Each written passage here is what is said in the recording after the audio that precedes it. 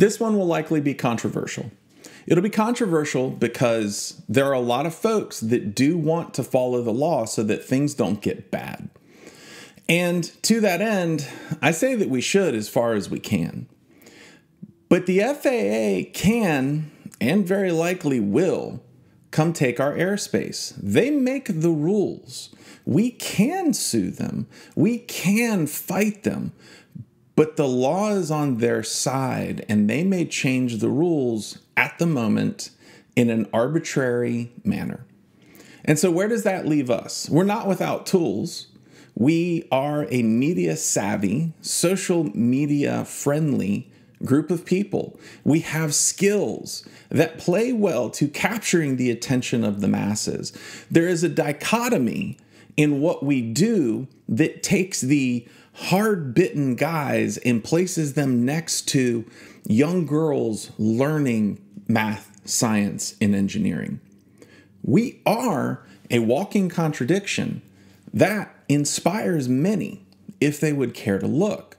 And as a community, we are more than able to raise awareness because we have the skills to edit video, to put it out on social media. We fly the things that are the most in vogue cameras in film.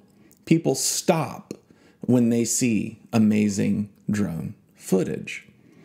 But at the end of the day, even if all of that fails, we still have one thing that we can fall back on. And that, my friends, is civil disobedience. Civil disobedience works like this. The law is made. We don't agree with the law. And so we flaunt it. We basically say, I'm not gonna follow your law. But the important thing about civil disobedience is not so much the disobedience part, though that is important. It is the civil part. Because civil disobedience relies on the judiciary to effectively decide that a rule or a law is not good or is in fact ridiculous. And regardless of what you think, the judiciary is in fact filled with many men and women who have integrity and an extraordinary amount of common sense. So what does that mean for us? When the rules finally come in, if they do take our airspace, we will have to say no, and we will go fly, and we will do the things that we have continued to do. But we can't take the stance of out of my cold dead hands. What we must instead do is, yes, officer, I am flying. And yes, officer, I do understand that it is illegal. However, I am being safe. These are the precautions that I am taking. Yes, you may see my drone. Yes, that's fine. Please put me in your car. We can't fight when the man comes for us. We can simply comply in such a way that it makes the actions of the man look ridiculous. And that is how civil disobedience works. It is an incredibly effective tool in our modern society at this point. And so hopefully we will still have things to fall back on once all of this is said and done. I just want to take a moment to say that, Bruce is a gem. He is a man that our community really just does not deserve. And Bruce is also, as many of you know, wrestling with Parkinson's. And he knows, and we know, that his days are numbered. Bruce is currently in the process of, he has a Patreon, he has videos, and he is currently building up funds and things like that to pass on to his wife and his relatives, his children, when he does pass on. So if you have a little bit, go give Bruce a subscription. Give him $1 on Patreon. It'll mean a lot to him, and more importantly, it'll mean a lot to me because Bruce is awesome, and it is always an honor to have him on. I hope you guys really enjoy this, and see you soon. Ladies and gentlemen, I am pretty convinced at this point that you don't care that I'm on this side of the screen. You are only interested in the dashing good looks of the man on the other side of the screen. Ladies and gentlemen, it is Bruce Simpson, X-Jet, RC Model Reviews, or as I like to think of him, the godfather of RC. How you doing, Bruce? Good. Excellent. Even better now you've said that. So, as the godfather of RC, how many people have you had knocked off? And what do you save that kind of thing for? Oh, it's a very special class of people that merit that attention. It's usually politicians or bureaucrats. I like it. I like it. It's very funny that you would say that because we're here to talk about politicians and bureaucrats today.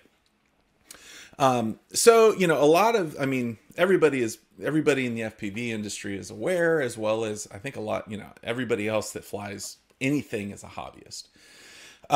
The FAA has released their remote ID rules.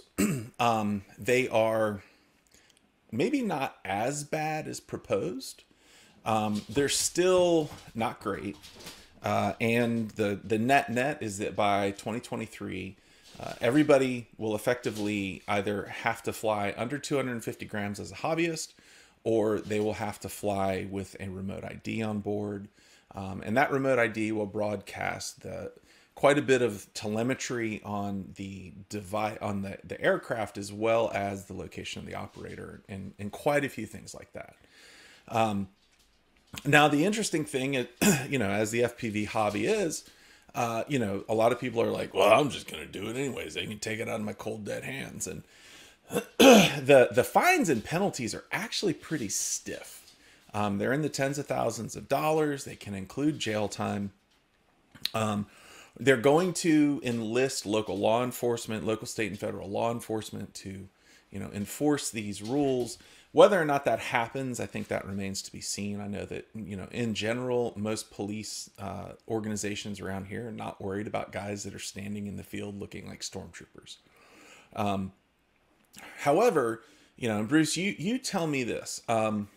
As goes the United States, how many other countries around the world tend to pick up the way that the United States does it already as an operating model?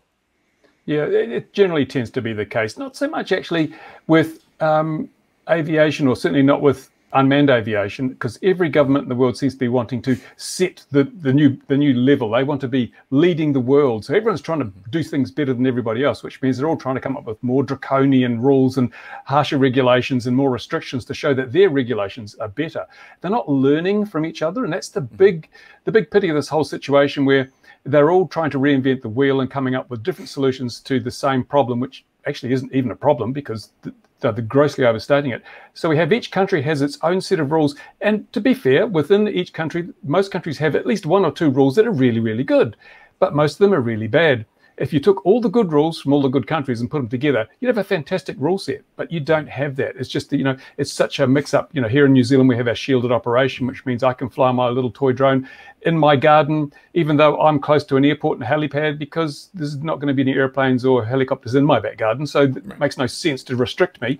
And other countries have other better rules. Like in Australia, you can fly right up to the side of a runway, but you can't fly off the ends of it, because there won't be planes low level off the side of a runway, but they will be off the ends. So many of the regulators have looked at it and come up with really good ideas, but only in small places. And generally, even in countries like New Zealand, where we have some really good rules, we have some stupid rules, like I cannot fly my drone over any property without first getting the permission of the property owner. So if you don't own the property, or if it's not designated as a drone flying area, you are not allowed to fly over it until you can identify the property owner and ask them expressly for their permission, which is crazy, because something like this apparently is too dangerous to fly over somebody's property without permission. But I can fly a 172, or you could even fly a jumbo jet over that same piece of property without any permission required at all. There's no common sense to much of this regulation, and that is the big problem. But the USA has set the trend a little bit, because they first rolled out this idea of registration, and the rest of the world jumped on board. They rolled out this remote ID, and the rest of the world's jumping on board. But they're still sort of just cherry picking stuff that suits, and anything that seems to be going to restrict you or be able to enable them to charge you money, that's what they copy. So, you know, the interesting thing is that there has certainly been, you know, a lot of talk about why, right? Why does the US, or why does the FAA, at least in our case, why do they want to regulate the airspace? And, you know, thinking back, so my background is in mobile, and, you know, iOS, iPhones, Androids. One of the things that has always stuck out to me about the way that the FAA is trying to regulate the airspace is that it's a little bit like spectrum, right? Radio spectrum, where the government goes out, the FCC goes out, they hold this big auction, and they sell off parts of the spectrum, which is it's actually held in trust as a resource of the United States, but they sell the rights of the spectrum to folks like Verizon, AT&T, giant cable companies, satellite providers. And this has an interesting effect of dividing up spectrum for these large companies, and nobody else can use that spectrum because it's against the law, because they don't hold the rights to the spectrum. And I've always thought that there was a similarity of that to what the FAA could do, because there are some very large corporations that are very interested in that airspace. But recently, I was listening to a podcast. It's called Decoder. It's with Nilay Patel, and he was interviewing. I can't remember her name. I'll put everything in the show notes. He was interviewing this lady who was a lawyer at Google for a long time, and who is now a law professor, I believe, at Stanford. And they were talking about, you know, things like, you know, censorship, and whether or not Facebook and Twitter and all those folks can kick people off their platform, and Section 230. And at one point during the conversation, they kind of dove into where a lot of those laws and regulations came from. And it was very interesting to me, because it turns out that the beginning of a lot of the modern communications acts that we have now started in like 1934. You know, effectively it came out with, you know, the radio waves. Television wasn't really a thing back then. You know, the radio waves there had to be some standards set for how people could act over the radio. Well, fast forward, eventually it got kind of broadened and picked up on, for TV, for television. And soon, as is always the case, television became the driving factor behind that spectrum, that broadcast, right? And so there was an interesting thing that happened. The FCC was the controller. The FCC brought a lawsuit against an organization called the Pacifica Foundation. They did it in 1978. It was in reference to George Carlin's Filthy Words bit. Now, Filthy Words is basically, you know, it's pure Carlin. I mean, the man was a master. But it kind of like going through words that are filthy and why they're filthy and how they're filthy. But it's comedic. And the FCC basically said that is indecent. It is not fit for primetime TV. And they effectively sued Pacifica. Pacifica fought back and said, this is First Amendment. It's protected. You can't regulate that. And the Supreme Court came down with a decision. Now, it's interesting to note the Supreme Court's decision was not unanimous. There were two judges that did not vote or did not rule. And the majority was by one, I believe. And effectively, what it said was that the scarcity of broadcast airwaves allowed the FCC to regulate First Amendment free speech to a degree. And so therefore, as long as they set clear parameters on what was allowed and what wasn't, and under what time frames they were allowed, and as long as they did not completely squelch all of it, they could enforce this indecency law, this indecency rule. That has effectively set a legal precedent that if there is a scarcity argument to be made, and it's called the scarcity rationale, that the government may infringe upon your rights in the instance that there is a scarcity rationale that can be applied, in so long as it applies to the public domain. So, Bruce, does that ring any bells? Yeah, the analog you draw between the radio spectrum and the airspace is a very good one, because way back in the day when radio transmissions were experimental, there was no regulation. You could do what you like. Marconi didn't have people knocking on his door saying, "Give me money," because you're using the airwaves. And that's how it was with model flying for many years, because we used the 0 to 400 foot space. There was no commercial value to it. It was too low for safe operation of manned aircraft, except in things like agricultural uses. So no one gave a toss about the fact we were flying models there. But then, of course, once this whole concept of drones came along and suddenly that space could be commercialized, everything changes. Everything changes. And so as soon as it has a commercial value, it must be controlled and it must be taxed. That's the way governments work. If there's when we do that. And what you've described with the FCC and the radio spectrum is just a perfect example of that. And so that's why we're seeing it's because this whole thing, it's all about safety. It's nothing to do with safety. I mean, if you look at the track record, as I keep saying over and over again, one day I won't be able to say it, but while I can, I will continue to say it. The death toll associated with the recreational use of multi-rotor drones is 0. And drone or unmanned aerial vehicles are the single safest form of aviation, bar none. Yet we are becoming the most regulated form of aviation. And that makes no sense if it's about safety, because you don't fix problems that don't exist. Yeah. And the final nail in the coffin of the safety argument is none of the airspace regulators anywhere in the world have done a comprehensive scientific peer-reviewed risk assessment. And you don't come up with rules if you haven't identified the problems and quantified them, because your solution, what's it going to solve? You don't know what the problem is. So again, it's all about commercialization. So I will stop you right there, and I'd love to get your take on this. So in a couple episodes ago, I had Tommy Umagad and Bob Rugi on, and we did touch on that there is no risk assessment. I actually quoted you, and a few folks came back and said, well, there kind of is, and apparently it's not based on experimentation. It is based on calculations and this is also apparently how they arrived at the 250 gram mark. Effectively, that a 250 gram object, given enough velocity, can carry enough force in terms of newtons to be able to deliver a dangerous blow to a human. But that's not a risk assessment. That that analyzes one tiny piece of the puzzle. Right. How likely is that to happen? And what would be the factors that would cause that to happen? These are all the things that go into a risk assessment. It's far more than just what happens if something of a certain weight hits someone in the head. That could be a baseball. That could be a golf ball. Drone doesn't come into it. Well, and the funny thing about this, and this is the part that just made me laugh, is the assumptions are in a vacuum. It's like, we all fly in vacuums. It's much safer. You guys realize these things don't work in vacuums, right? So I could basically just say that it's wrong.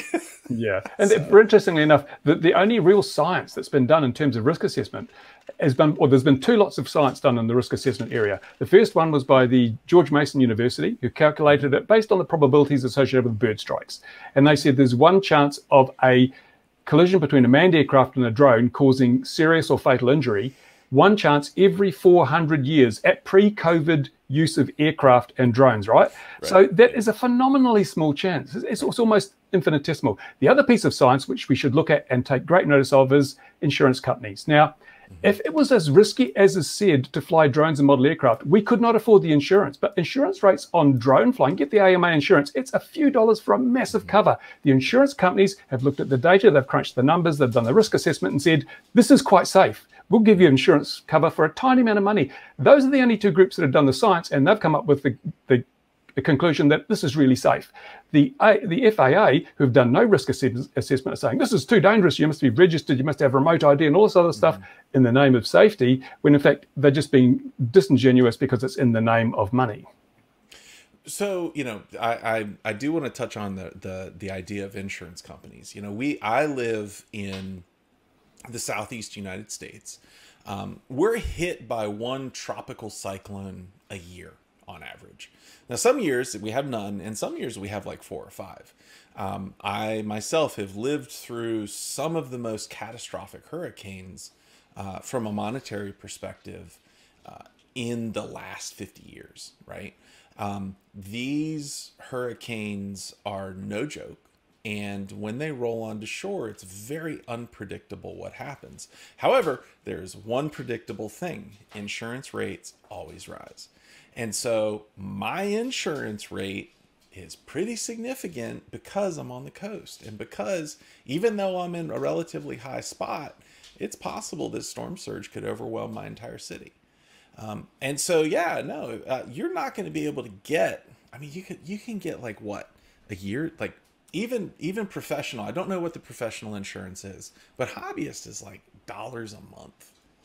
Like you're not like, if I were to go to an insurance company and be like, hey, I'll tell you what, I'll pay you $100 a month if you'll cover my house while it sits in front of hurricanes. They'd be like, no, thank you, sir. you can go take a hike. Okay, so if it's not safety, why are they regulating it? They're regulating it for a number of reasons. And this is, we've got big players in the market like Google and Amazon. And Google and Amazon, they're not going to be in the drone delivery business. This is a kind of, it's a bit of a Trojan horse. Google's saying, oh, drone delivery is the future. We want, and they've convinced the regulators and the politicians that drone delivery is going to be a huge industry. It's going to generate billions of dollars in money, therefore billions of dollars in taxes. And other venture capitalists are throwing money at it because it's like the dot-com boom. Wow, it's the internet. We don't know how it works, but it's got to make money because it's so big. And that's what drone delivery, everyone's pitching drone delivery is the future. So the way Google and Amazon and some of the other companies intend to use this to their advantages, they've created the belief that drone delivery is going to be a thing by running all these trials and things.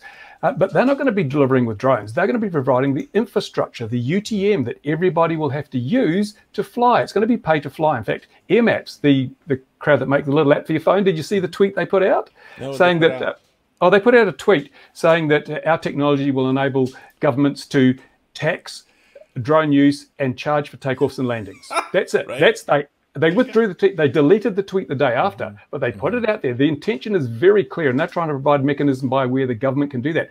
And Google and Amazon doesn't make money, as much money out of its retail operations as it does out of its online services, its Amazon Web Services and all those server farms. That's where they make their real money, by providing a service to other companies that do the work. And that's what they want to do with this whole drone industry. Pretend you're going to be using drones for the delivery, give the industry a degree of credibility because it's got Amazon behind it, and then go to the decision makers and say, you need a UTM, a traffic management system, so it's all safe. And so that's where we come in. But we can't have all these pesky hobbyists in there. It makes it unsafe. Or if we're going to have them there, they must be fitted with remote ID and they must have all this registration and everything.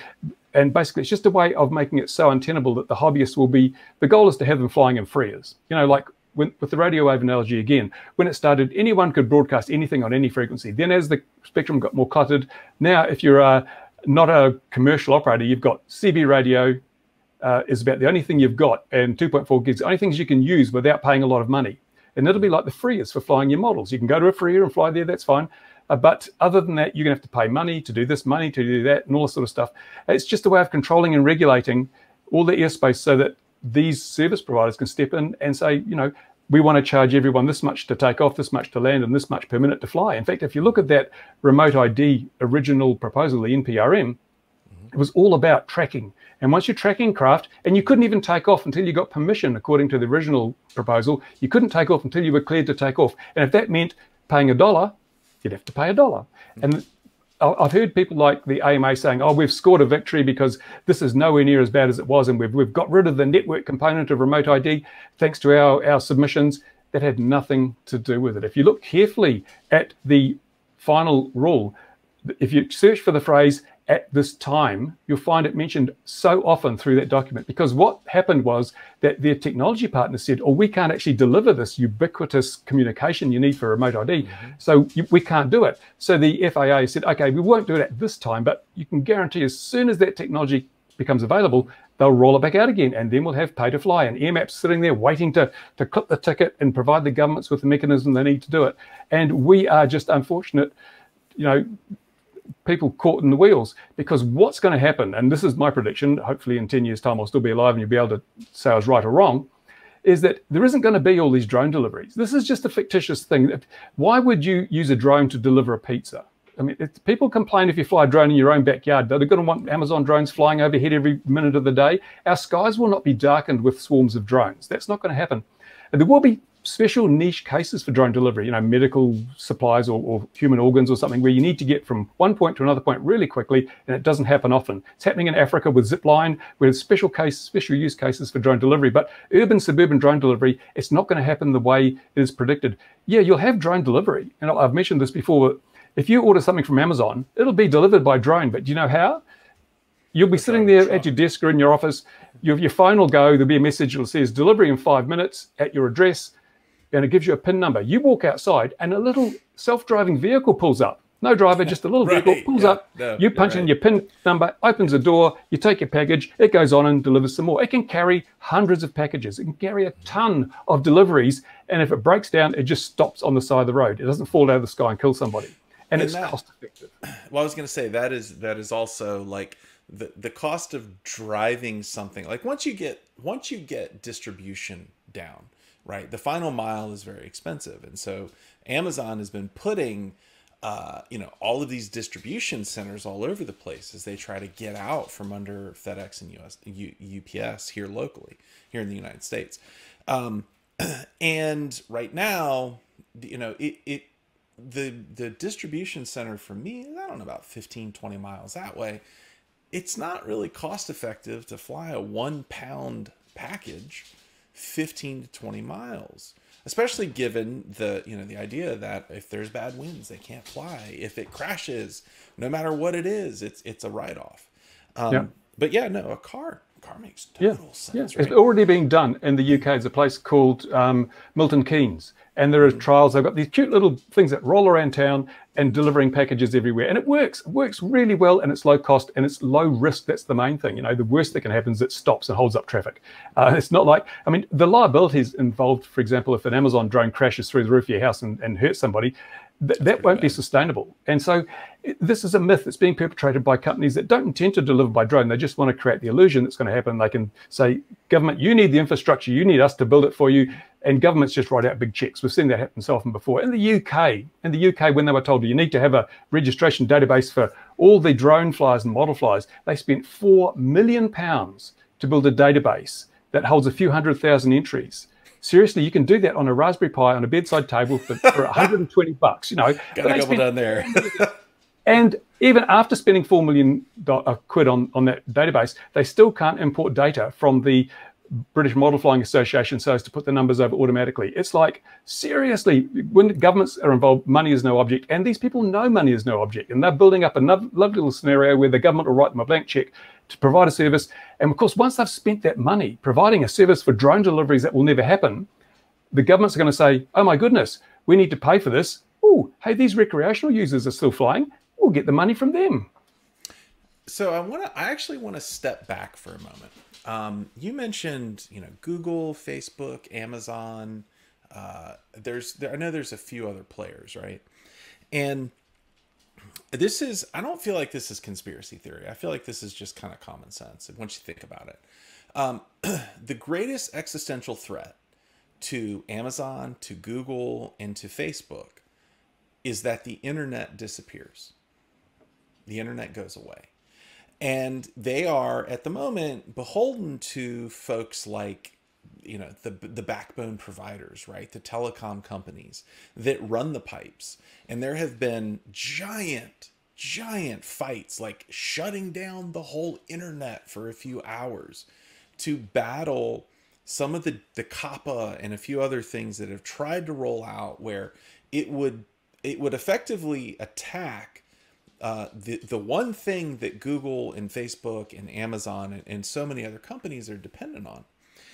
And so you got to start thinking that there is somebody at these companies that has said, how do we get around it if somebody is able to sever us from the internet? Which sounds super far-fetched, right? Like in modern America, you would never see a group of armed people. Oh, okay. So moving on. So then, all right. So here's the first thing. We've realized our existential threat. So then what do? Well, your Facebook, your Google, your Amazon, you start experimenting. And in point of fact, both Facebook and Google, and to an extent Amazon, but specifically Facebook and Google, have had experiments that they call, moonshots or whatever it is, that talk about carrying the internet through the skies. So Google did it with balloons, which I think was called Project Loon, where they basically, they ended up canning it, right? Because, it's like, well, we just put a bunch of balloons up and we were able to provide internet over blah, blah, blah. Facebook's never, literally almost never got off the ground.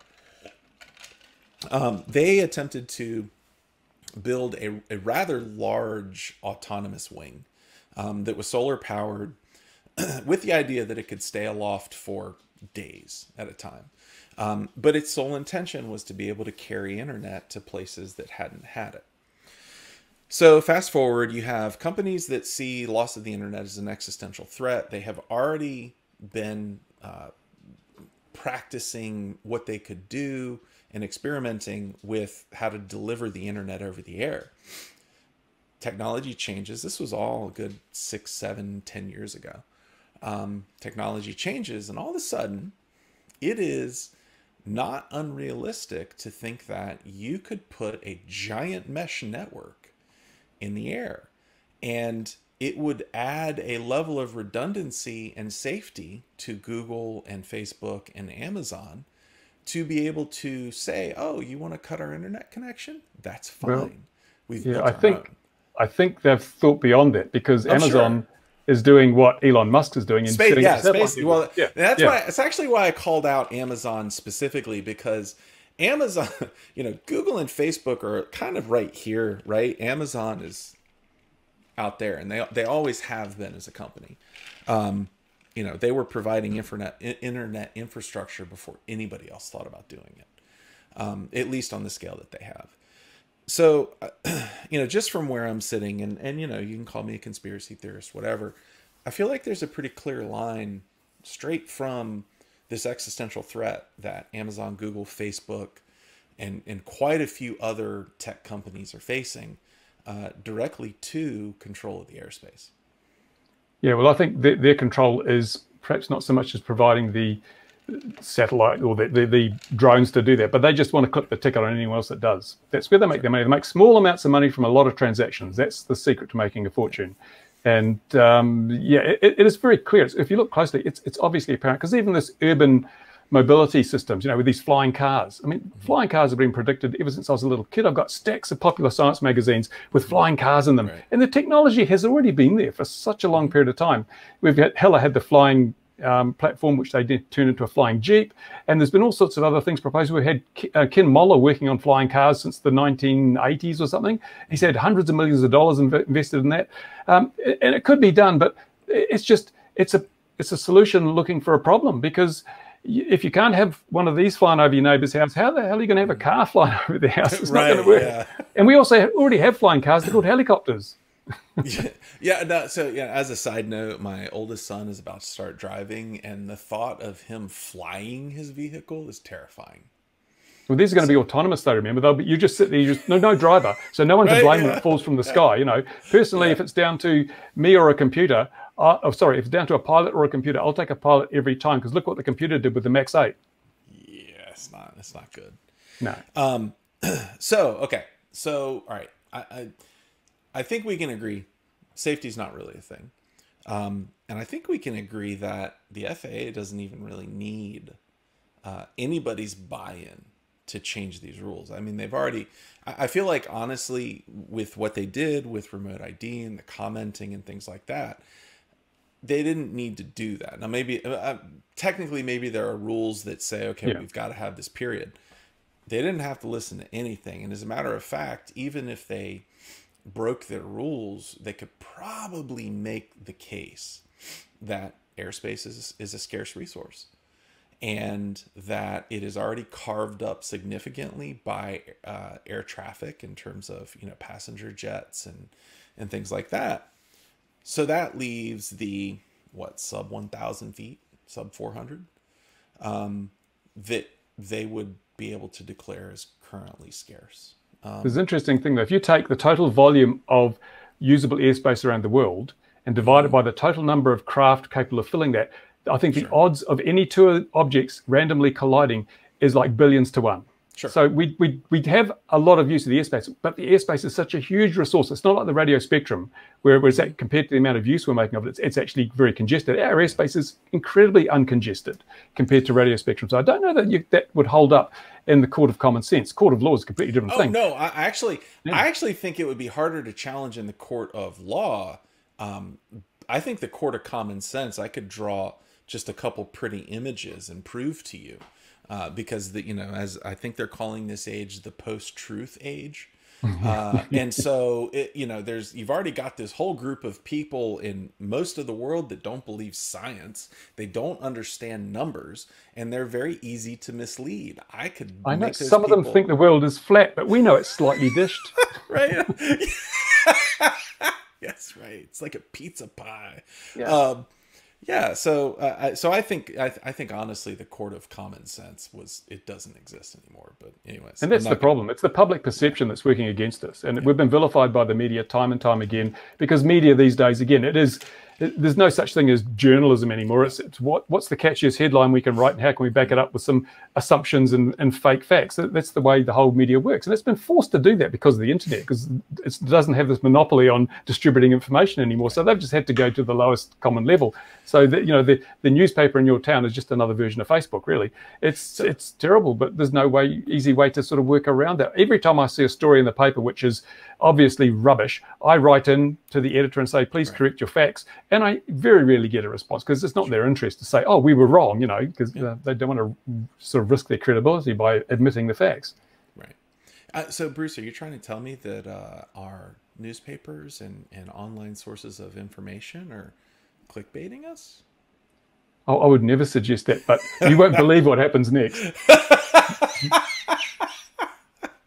So, all right. So, okay. One of my favorite adages, and it's so funny because at work today, one of our other engineers had been dealing with something, and he arrived at a conclusion that is my favorite, which is, as a software engineer, a lot of times you talk about, I want to make this technical trade-off, and we can sacrifice space for speed and blah blah blah, and this other engineer arrived at the fact that none of our design constraints matter if we run our customers out of money.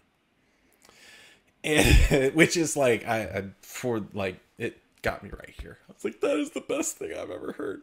But I'm a firm believer in follow the money, right? Follow the money. Where does the money get you? And so I did go looking, and like, for anybody that hasn't paid attention, so moving beyond just broadcast television, now moving into spectrum auctions for, phones. Spectrum is so important to people, like to any telecom, period, to Verizon, AT&T, all the folks in the rest of the world, that the actual stock prices of companies are influenced by the likelihood that they will be able to get more spectrum. Okay. And effectively it is a scarce resource. You can only put so many radio signals in a given space before things start to break down. And the only way to get around that is to be able to expand the spectrum, or the number of bands that you can start pushing people off on. If you've probably been to plenty of conferences. If you've ever been to a conference, you can be in a large conference hall with 10 people, and they can have a gigabit connection, and it is fantastic. And then they can turn around and make that 100 gigabit connection and pack in 500 to 600 to 1,000 people, and nobody will get internet, because there's so many people trying to connect to the Wi-Fi that it's literally making the spectrum useless. So the only way to get past this congestion is to pick up new spectrum. So, and to that point, the Verizon, AT&T, at least here in the U.S., they have spent extraordinary amounts of money on spectrum. So currently there is actually a spectrum auction going on. It is for 5G. I know they just auctioned. It's for the C band. And I don't remember what megahertz that is. But it is lower hertz spectrum. It has very good carry distance. It has very good penetration.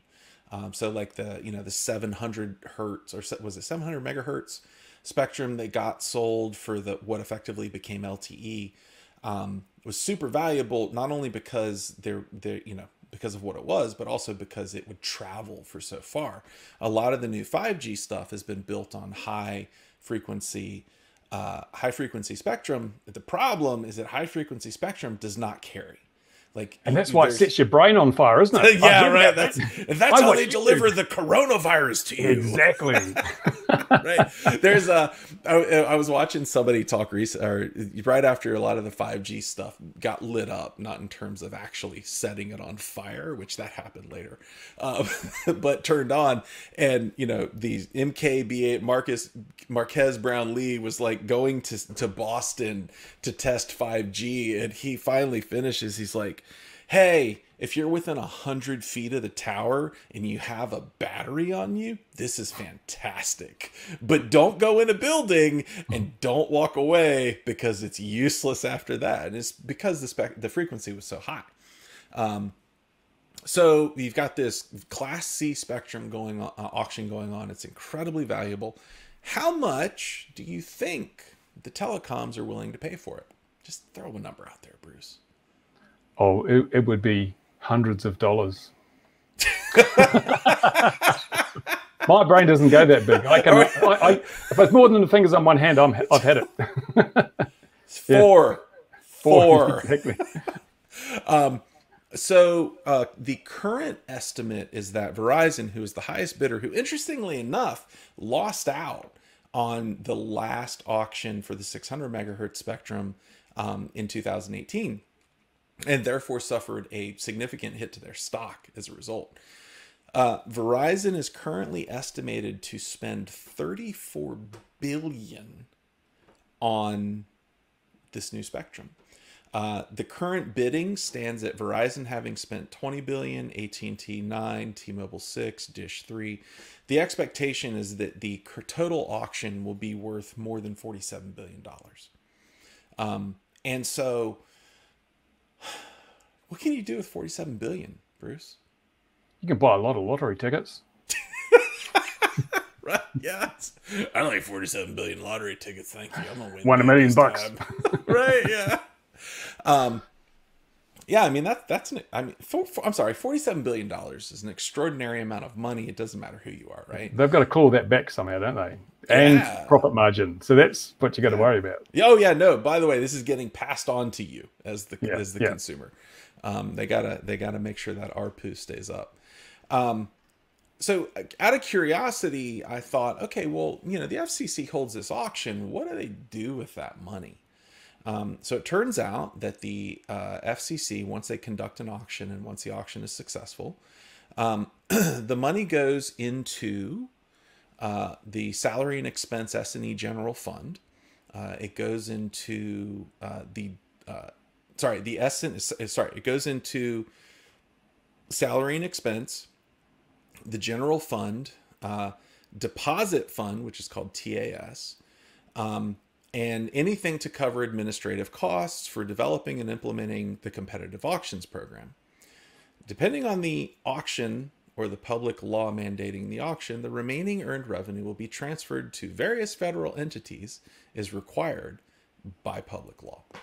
So once you end up, so the auction cost $1 million to run. We got to cover the expenses of the people that ran the auction. The government, being the government, is going to take their cut off the top. And then you're left with billions of dollars, and that billions of dollars gets moved around. And whoever was able to conduct the auction in the first place, so there's always somebody in charge, looks awesome, and probably lands a job on the FCC board because they brought in billions of dollars. And so, I mean, how does that jive with you? Do you think that the government would, in fact, auction off our rights in order to make money? Yeah, of course they would.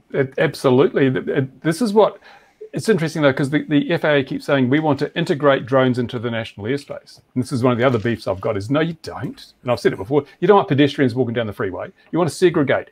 And I suspect at some stage there will be this segregation. They're talking about integrating now, but they're going to say, oh, it's not safe. We need to segregate. So if you want to use the 300 to 500 foot airspace, then you will have to pay so much to use it for a right to use it. And you can't use it without that license fee or whatever it is. And if you want to go from 0 to 100 feet and so forth, and even as from an air traffic control thing, as happens with manned aircraft, if you're moving through controlled airspace, sometimes you're going to pay a fee to move through that airspace. There is a charge involved. And so even if you're just taking off and flying to your licensed altitude and then down, you'll have to pay a fee to travel through the transition altitude. And this is where they get back, all these service providers get back a whole lot of the money. And it's where, I mean, it's all down to tax. And even those spectrum fees, it's just another tax on people. Everyone, the companies don't pay it in the end. It's the consumer that pays it. It's the person that earns a wage and a salary. You're paying it when you pay your mobile phone bill. And that's where the money goes. So it's all coming out of our pockets. It's easy to say Verizon's paying, $30 billion, but no, actually Verizon's customers are paying $30 billion. And it's easy to say, oh, our tax rates are low. But when you look at all the things that are really going into the tax pool, because here in New Zealand, our electricity is 30 cents a unit, which is a huge amount of money. It's basically 85% renewable sources, so there's no input costs. And the assets that generate the power were built half a century ago, so there's no capital costs. But the government owns the power companies, so it charges whatever it likes, and that means that the surplus, the profits, are just another tax on consumers. And people don't look at the big picture when they look at these things. They just tend to think, oh, that's a cost. But the real tax levels, even in America, are much higher than most people realize. And I think the thing that's really crazy about this, like when you talk about broadcast spectrum, when you talk about radio spectrum, like what we use for cell phones, the reason the government can get away with charging extraordinary values for it and also limiting what it can be used for is because it's public property. Like at the end of the day, they're not auctioning off the spectrum that the government owns because the people own it and the government administrates it. Yeah, that annoys me. When I hear governments and bureaucracies, like even our airfield here at where I live, the local council says it's our airfield. Well, no, it's not. It is the public airfield, and you're holding it in trust for the benefit of the public. It's not your airfield. The people who say that feel as if they individually own this, the bureaucrats and administrators. It's my airfield. I'm the mayor. I own the damn thing. No, you don't. And they can't quite draw that distinction. And I remember as a kid, my grandfather once told me, one day they'll charge us for the air we breathe. Well, think about it. That's exactly what they're planning to do. Yeah. So I guess I kind of want to push it back a little bit. You have talked about, and I think a lot of people have rightly talked about that the FAA, they're using this veneer of risk, and they're using the veneer of risk. Honestly, I think because it plays well in the public eye, because it is the justification that if these things are dangerous, we should do something about it. Do you think that if we could force them or bring to them an honest risk assessment, that it would change anything that's going on? The only way we'll change it is public perception. Bureaucrats can just say, we refuse to accept that information. That's it. End of story. What can you do about it? But if the public turn around and say, actually, this does seem a bit unjust, then the public pressure goes on politicians. Politicians want to get re-elected, so they bow to public pressure. And that's where it all starts to become a way of changing things. And the other way to do it is just to make people look stupid. That works really well. I've done it a lot of times. Gets you into trouble to start with, but eventually people get tired of being made to look stupid and they actually do the right thing. And that happened, as I've said before, with the prohibition in the 1920s. Now, they banned alcohol. You can't have alcohol, it's bad for you and so forth.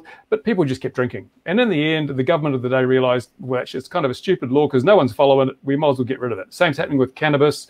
Over, I think, 60% of the people around in New Zealand, I think, were cannabis smokers. And I think most of the world, certainly over 50% in most countries, have tried or smoked cannabis. And there's a law prohibiting it. It's a criminal offence. Why? Because people are ignoring the law. So eventually, governments don't seem to look like looking stupid, and they just unwind the laws to fit with the demands of society. And that's why we're seeing decriminalisation of marijuana. And I think the only weapon that the hobby has when it comes to this whole issue of the overregulation is to say, well, rules only affect those who follow them. And I don't care what rules you make. If I don't follow them, they don't affect me. And you know, not to go out of your way to, you know, show the finger at them, but just fly in a way that doesn't attract attention and just do what you want to do. And that's all I intend to do. I'm not going to, when they bring registration in New Zealand, I'm not going to register. Why should I? I'm not an offender. I don't need to be on a list that says this man's a danger to society. I've been doing it for 65 years. I can continue doing it in the safe way I have before. And I also try to do a lot of work to show the public that this is good, fun, safe stuff. And that the big problem that the people who want to get into drone delivery have got is they've been all behind vilifying who was it? Right. There was a committee, I think it was, spoke with the FAA, and they said, we need these hobbyists out of the airspace. It wasn't the deck, it was the arc or something. I forget who it was. Anyway, it wasn't the dock. They said, we need these hobbyists out of the airspace. There was a meeting, it was on YouTube, all televised. And they said that was their position. And they're thinking, great, get rid of the hobbyists. But then what they're doing is vilifying hobbyists to the degree that when they start trying to use the airspace, people are going to complain. They did in Australia. Google did some trials. People said, we don't want these damn drones flying over our heads. Too noisy. Wake us up at night. And so they've got to overcome that threshold. They've created a barrier which is going to be in the way when they want to use the airspace. But as I said, it doesn't matter because they won't be using it anyway. So, you know, in terms of our community, and this is not just FPV, this is, you know, professionals in all kinds of drone flying, hobbyists in terms of, you know, fixed wing aircraft, the traditional AMA folks. What tools are at our disposal now? And I think you touched on a couple of them, which is ultra public perception. The other one is effectively civil disobedience. What about litigation? Litigation's a hard one. It can be really expensive, and the people you're fighting are spending your money to fight you. So you're paying twice. And it is a difficult thing to do. They've got to have the best lawyers because money's no object. And they, for example, when John Taylor won a case against the FAA in regard to registration, what did they do? Change the law. So null and void. I mean, that's, if you make the rules, you can't lose. And the government makes the rules. And if they decide they want to do something and they instruct the FAA to do it because all the politicians are getting nice backhanders or whatever their motivation may be, then if the FAA loses a court case, they'll just change the law. And then all that money you've spent is completely wasted, as in the case of John Taylor. So you're much better to take a different tack and either make them look stupid or get the public on your side. For sure.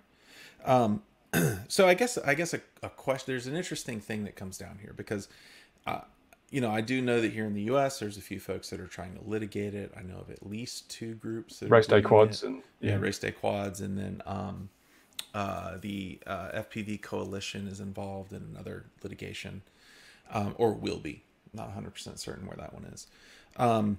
But like you said, litigation is expensive. I mean, obviously people can give to both of those efforts at the same time. If we are going to engage in, and I think this is what most of the hobbyists will be forced into. If we are going, because honestly, based on what I've seen, it's not like there's a bunch of super rich folks out there flying drones. I know that there are probably a few, but it is more of a working man's hobby, I think, at the end of the day, and women, by the way, and women. But anyways, it's another topic. But yeah, I mean, it is folks like you and like me and like a bunch of other folks that they love to tinker. They love to take this thing out. It is a hobby.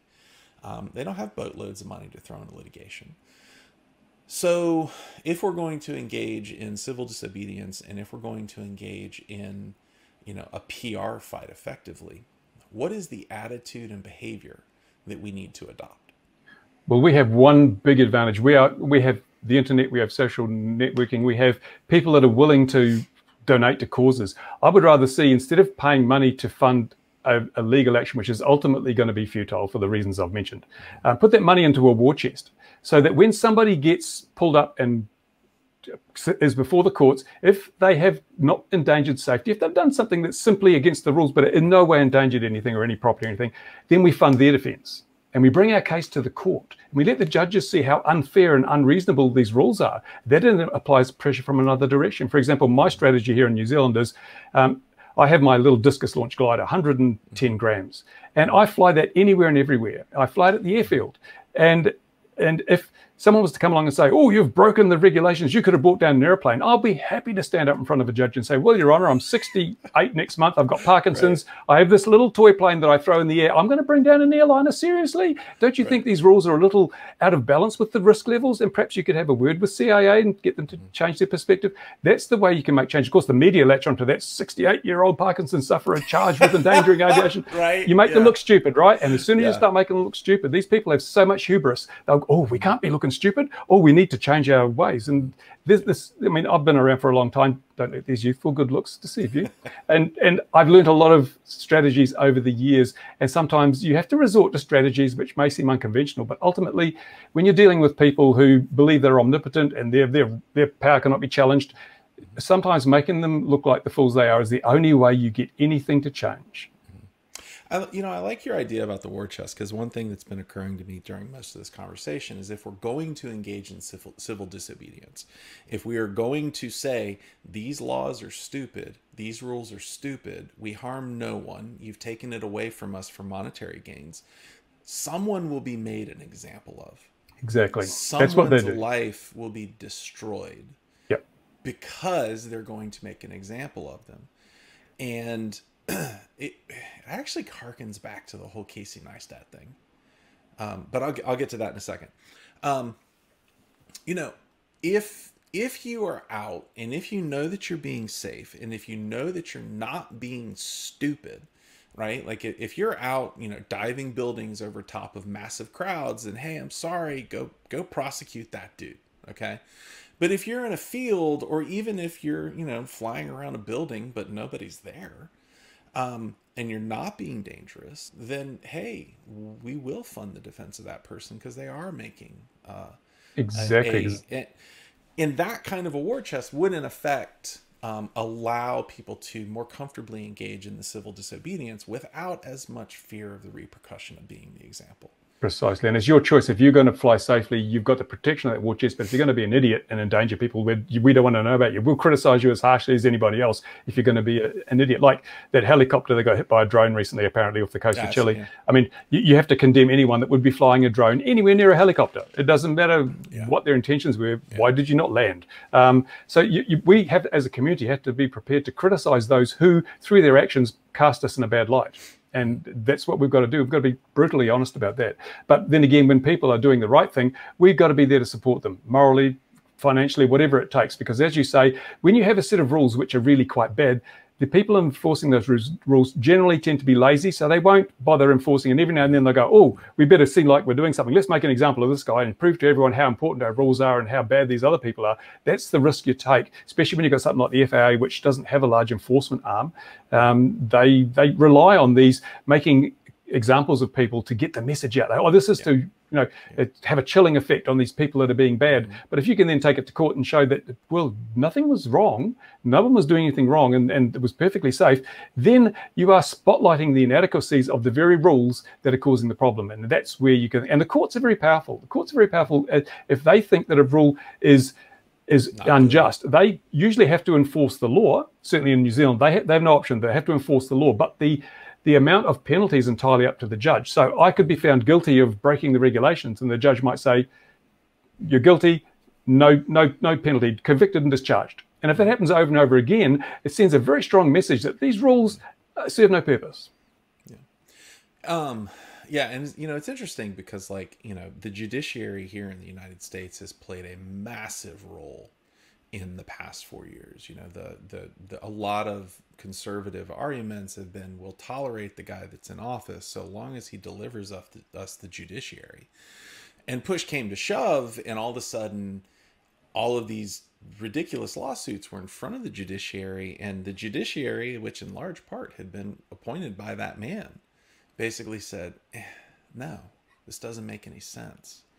And so it actually, in a sense, the whole idea of checks and balances reinforced itself to a very large degree because the judiciary ended up playing their appropriate role, despite the person who may have put them in there. It's almost like people have integrity innately. I don't know. Well, it's called a justice system, not a legal system.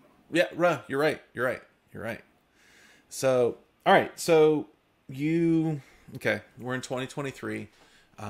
the rules are what they are. Then all of a sudden they announce that they're going to be different, because that will happen. You are flying in civil disobedience, and the man rolls up on you. How do you comport yourself? You just comply with everything they ask. You follow, and you record it. You show that you're not being antagonistic. You're simply exercising your freedoms, as you have done, in my case, for 60 odd years. Never injured anyone, never damaged any property. And you just follow all the rules, and then you take it to the court. The court is the place that you want to make your stand and argue your case. Not good arguing it to the police officer who's simply there to do a job, which is someone's reported you and he has to do a job. He's not a judge, he's not a jury. He has to do what he's got to do. You've got to appreciate that and respect that. And you'll get far more traction if you do respect and appreciate and acknowledge the power the policeman has.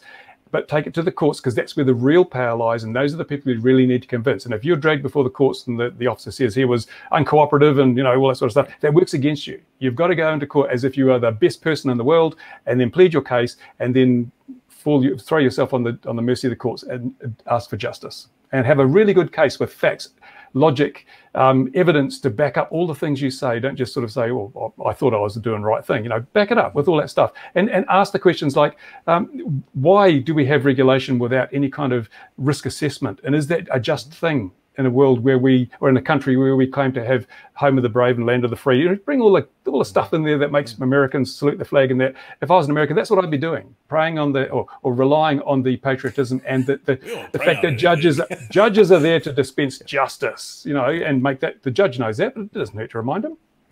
And I agree. Like, it is, and granted, this is obviously different for folks of different races.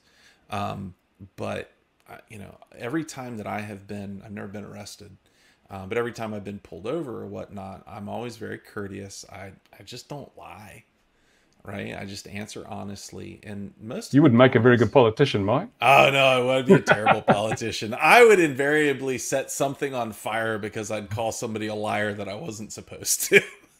So, but that kind of openness, that kind of, hey, listen, I know you're here to do your job, and I get that. I like to do my job. I'm just gonna, make this as easy for us as it can be. Has worked well for me.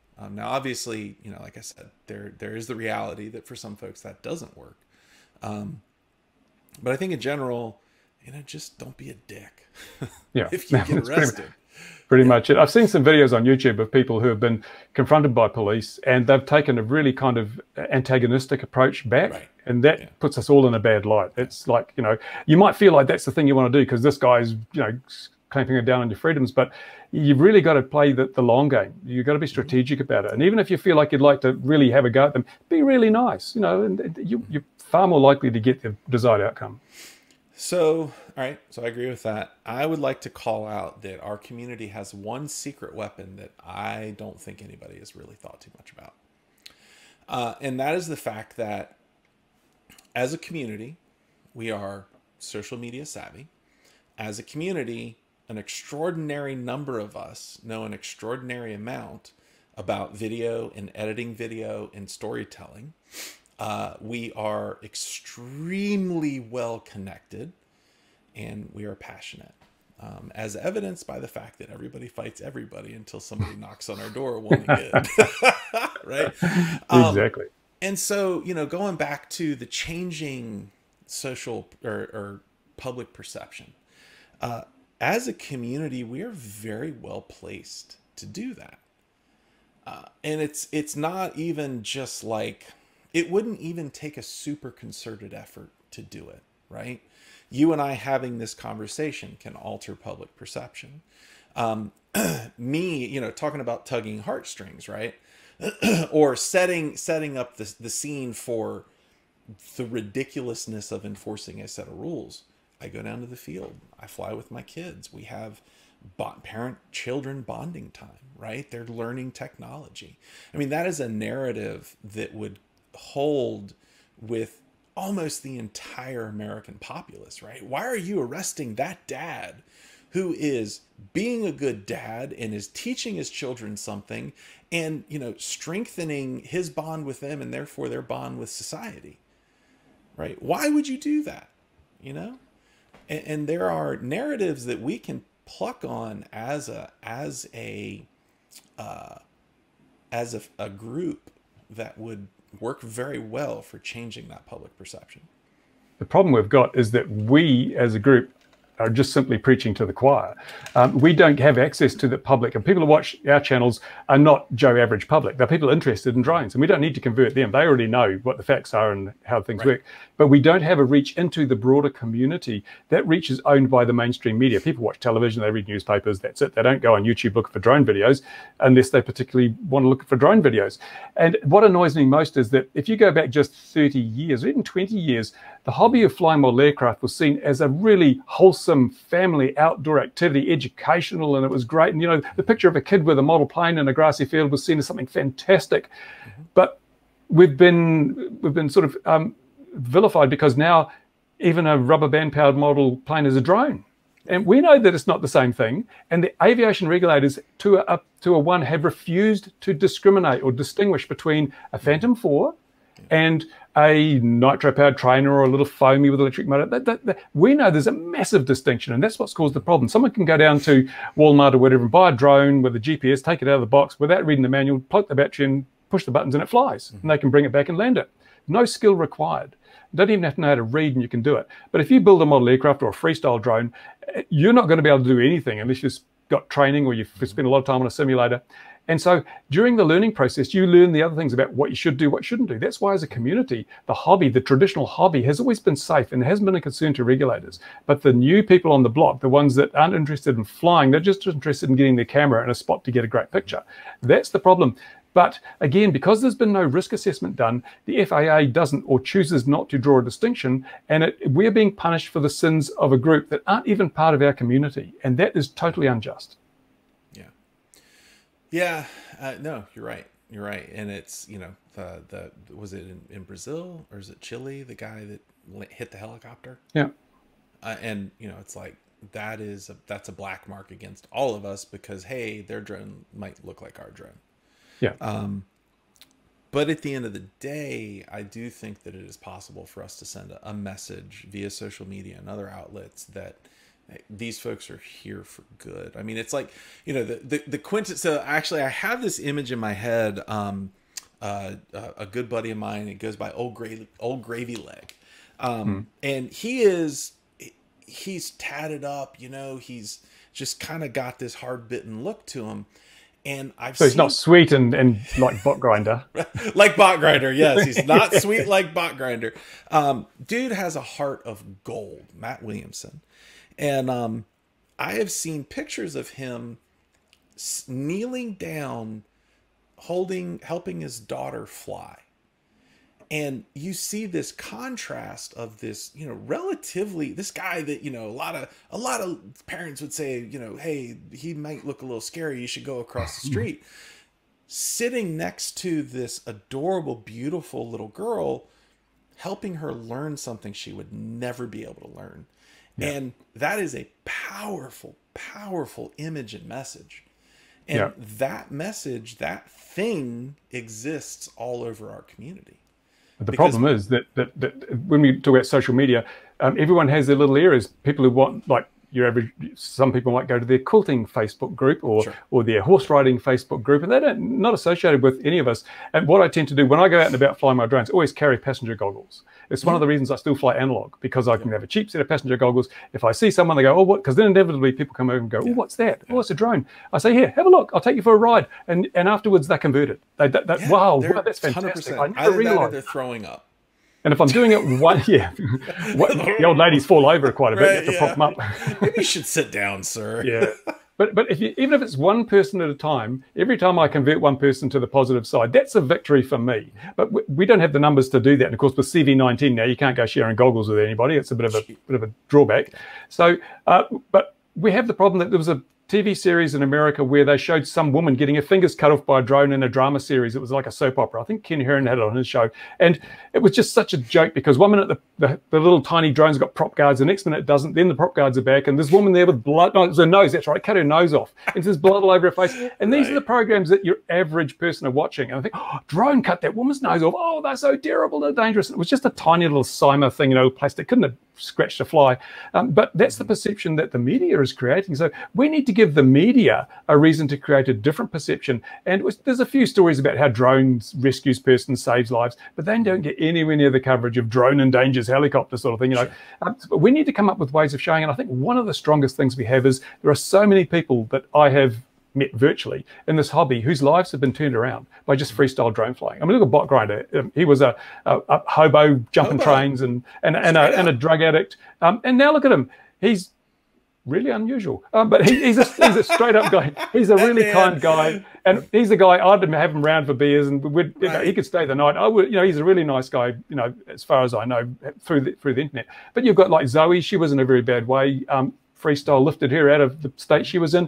We've got so many other people who've had, especially things like mental health problems, and there's nothing better. I mean, you have those dreams. You have those dreams where you fly. That's fantastic. You can actually do that now. A good buddy of mine, Carlton Bennett, here locally, disabled veteran, has dealt with chronic pain since he was medically discharged, and he will tell you straight to his face, to your face, drone flying has kept me from doing things to myself that I am glad I never did. Yeah. Because when he's flying, he doesn't feel the pain. Zoe said the same thing. Yeah, and it's like there are so many ways that drone flying, especially freestyle FPV, is so positive for people that have no other options. I mean, even with my Parkinson's, on a good day, it's just fantastic just to forget about the world and get out there and just have a flight, even if it looks like I've only got 2 blades on my propeller because it's all jello from my thumbs. It's still it's just an experience. And the problem is that we're not passing it on to anyone. There was that FPV documentary someone's doing on YouTube, but I haven't seen. Has that been released? I don't know what's happened. Flow State, right? Yeah. I'd like to see more stuff like that, which has got a hook to the public. The public might look at it because that looks interesting, but from the human aspect, even someone do a video on Bot Grinder and make it the clickbait. How a drone saved this man's life, this sort of thing, because we'll have to use the tools that are used against us. We're going to have to use clickbait to get out there into the public. And I was thinking of doing some really clickbaity videos solely not to attract my existing audience, but to attract a new audience and let them know that what they're being told by the mainstream media is perhaps not exactly the truth. So you have to come up with stuff that's really quick, catchy, 3 minutes long, because the average attention span of someone's 3 minutes. But in those 3 minutes, you've got to change someone's perception. It's a really difficult task, but we got a lot of really clever people in this community. A lot of people really good making videos, a lot of people really good flying. I'm sure if we got together on a community project to produce a series of videos like this, especially when people are locked down in their homes, nothing to do but watch Netflix or YouTube, that would be one way we can make a really positive change without risking anything in the process.